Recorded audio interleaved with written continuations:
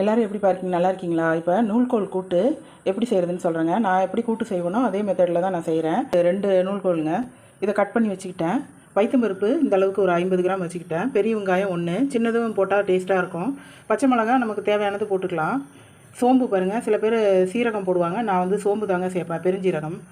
அது வந்து நுணுக்குனது. இது எல்லாத்தையுமே நம்ம குக்கரில் வைக்க போகிறோம். இந்த நூல்கோல் கூட்டு சாப்பிட்டிங்கனாக்கா சுகர் அளவு வந்து கம்மியாகும். சாப்பிட்டிங்கன்னா உடனே இதாகும். ஜூஸ் குடித்தாலும் நல்லது, ரொம்ப நல்லது. ஆனால் வாரத்தில் 3 நாள் தான் எடுத்துக்கணும், அதிகமாக எடுத்துக்கக்கூடாது. லோ சுகர் ஆகிடுங்க அப்படியே. குக்கரில் நடுப்புற கேப்பு விட்டுங்க. வெங்காயம், பச்சை மிளகாய், சோம்பு, மஞ்சத்தூள் போட்டிருக்கிறேன். சும்மா கொஞ்சமாக தண்ணி ஊற்றிக்கலாம்.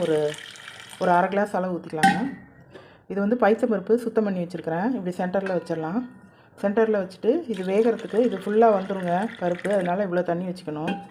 வெந்தால் இவ்வளோ தூரத்துக்கு வரும். 4 விசில் விட்டு எடுத்துக்கலாம். நல்லா வெந்துடும் எல்லாமே